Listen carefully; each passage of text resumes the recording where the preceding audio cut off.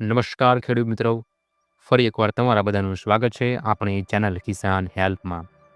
ખેડૂત મિત્રો, અત્યારે માર્કેટ યાર્ડમાં નવા જીરાની આવક શરૂ થઈ ગઈ છે, પણ આ આવકની સાથે જ એક એવો આંકડો બહાર આવ્યો છે જેણે આખા ગુજરાત અને રાજસ્થાનના ખેડૂતોમાં ચર્ચા સગાવી છે. એ સંસ્થા છે FISS.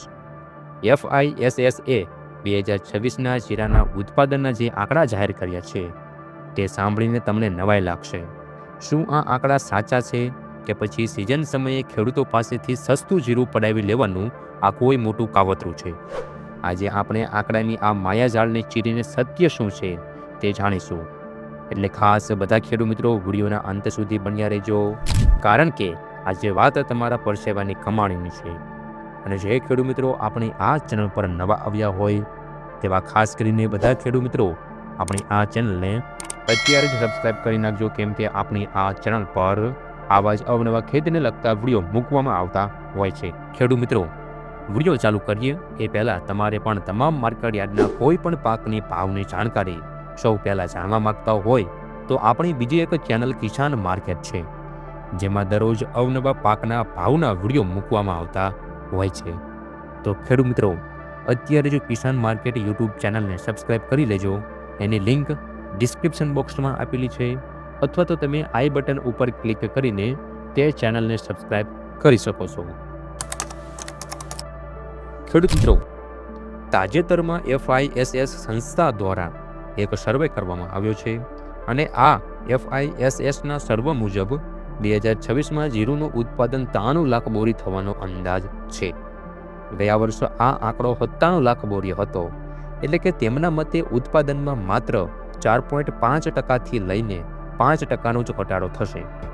હવે વિચારવા જેવી વાત એ છે કે આ વર્ષ ગુજરાત અને રાજસ્થાનમાં જીરુનું વાવેતર 20% જેટલું ઓછું થયું છે.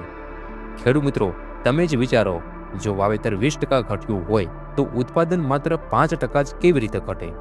શું આ વર્ષ કુદરતે મહેરબાની કરીને વીઘે ઉત્પાદન 1.5 ગણું કરી દીધું છે? ના, હકીકતમાં તો ગરમી અને ફુગાવાને કારણે ઉતારા પણ ઓછા આવી રહ્યા છે. આપણે અગાઉ જીરાના ભાવને લગતા 3-4 વિડીયો બનાવ્યા છે. તેમાં મોટાભાગના ખેડૂત મિત્રો એ કોમેન્ટ કરીને જણાવ્યું હતું કે એમના વિસ્તારમાં જીરુની શું સ્થિતિ છે.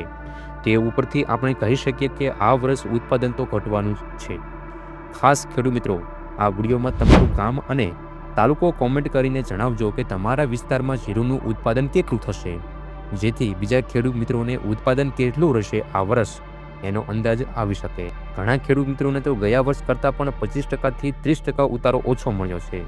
તો પછી આ 93 લાખ બોરીનો આંકડો આવ્યો ક્યાંથી?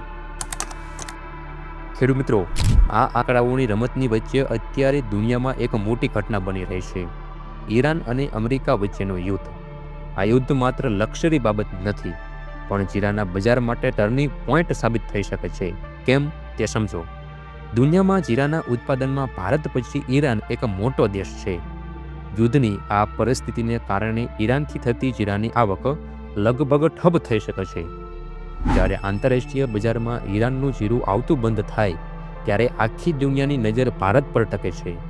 એટલે કે વિદેશી માંગ અનેક ગણી વધી શકે છે. એક બાજુ ભારતનું ઉત્પાદન ઓછું છે અને બીજી બાજુ ઈરાનનું જીરું માર્કેટમાં નથી, તો સ્વાભાવિક છે કે જીરાના ભાવ આસમાને પહોંચવા જોઈએ.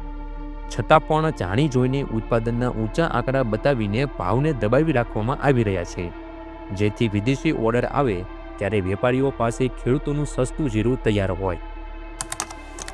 બીજી મોટી વાત જે આ સર્વેમાં કહેવામાં આવી છે તે છે કેરી ઓવર સ્ટોક, એટલે કે જૂનું જીરું. સર્વે મુજબ 25થી 30 લાખ બોરી જીરું હજુ જૂનું પડ્યું છે. એમાં 2024 અને 2023નું જીરું પણ ગણવામાં આવ્યું છે. પણ અહીં એક એ સવાલ થાય છે, શું 2-3 વર્ષ જૂનું જીરું આજે બજારમાં વેચવા લાયક કે નિકાસ કરવા લાયક હોય? જીરું એ નાશવંત જેવી ચીજ છે. સમય જતાં તેની ગુણવત્તા બગડે છે. આટલો મોટો સ્ટોક બતાવીને બજારમાં એવી હવા ઊભી કરવામાં આવે છે કે જીરું તો પુષ્કળ છે, એટલે ભાવ વધવાની કોઈ આશા રાખશો નહીં. આ સીધી રીતે બજારની માનસિકતાને દબાવવાનો પ્રયાસ છે. ચાલો હવે ખેડૂત મિત્રો આપણે થોડીક ગણતરી કરીએ. ભારતનો ઘરેલું વપરાશ જો આપણે વાત કરીએ તો અંદાજે 80 લાખ બોરી અને ગયા વર્ષની નિકાસ અંદાજે 38થી લઈને 40 લાખ બોરી છે. એટલે કુલ જરૂરિયાત 1.20 કરોડ બોરી અંદાજે થાય. અને સામે 2026ના ઉત્પાદનના અંદાજ મુજબ 93 લાખ બોરી અને જૂનો સ્ટોક ગણીએ તો પણ માંડ છેડો ભેગો થાય છે. જો વાસ્તવિક ઉત્પાદન 75થી 80 લાખ બોરીની આસપાસ હોય તો બજારમાં જીરાની ભારે અછત સર્જાય તેમ છે. છતાં પણ જાણી જોઈને ઉત્પાદન વધારે બતાવવામાં આવે છે, જેથી વેપારીઓ નીચા ભાવે ખરીદી કરી શકે. ખેડૂત મિત્રો, જેમ ચૂંટણીમાં ઓપિનિયન પોલ મતદાનની માનસિકતા બદલી નાખે છે, એમ આ પાકના અંદાજો ખેડૂતોની માનસિકતા બદલી નાખે છે. જ્યારે ખેડૂતો સાંભળે કે ઉત્પાદન બહુ વધારે છે, ત્યારે તે ગભરાઈને સસ્તા ભાવે માલ વેચવા દોડે છે. ચૂંટણી પંચે જેમ 48 કલાક પહેલા પોલ પ્રતિબંધ મૂક્યો છે, તેમ ખેતીવાડી ક્ષેત્રે પણ આવા ભ્રામક આંકડાઓ પર નિયંત્રણ હોવું જોઈએ. જો સિઝનના અંતે જીરું ઓછું નીકળશે અને ભાવ વધશે તો જે ખેડૂતોએ અત્યારે સસ્તામાં જીરું વેચી દીધું છે, એમના નુકસાનની જવાબદારી કોણ લેશે? શું FISS આ નુકસાન ભરપાઈ કરશે? બિલકુલ નહીં. તો ખેડૂત મિત્રો, અંતે મારે એટલું જ કહેવું છે કે આ આંકડાઓથી ગભરાવાની જરૂર નથી. એક બાજુ દેશનું વાસ્તવિક ઓછું ઉત્પાદન અને બીજી બાજુ ઈરાન અમેરિકા યુદ્ધને લીધે વધારાની નિકાસની તકો, આ બંને બાબતો જીરાના ભાવ માટે પોઝિટિવ છે.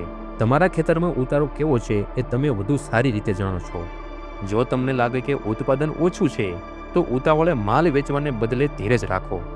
જીરાના ભાવને 5000 કે તેનાથી ઉપર જતા રોકવા માટે આ બધી આંકડાબાજી કરવામાં આવી રહી છે એવું સ્પષ્ટ જણાઈ રહ્યું છે. તમારા વિસ્તારમાં જીરાનો ઉતારો કેવો છે? ગયા વર્ષ કરતાં વધ્યો છે કે ઘટ્યો છે? તે નીચે કોમેન્ટમાં ચોક્કસ જણાવજો. આપણે ખેડૂતોએ સંગઠિત થઈને આવી આંકડાની માયાજાલને સમજવી પડશે. જો તમને આ માહિતી સાચી અને ઉપયોગી લાગી હોય તો વિડીયોને લાઇક કરજો અને દરેક ખેડૂત મિત્રો સુધી શેર કરજો, જેથી કોઈ છેતરાય નહીં.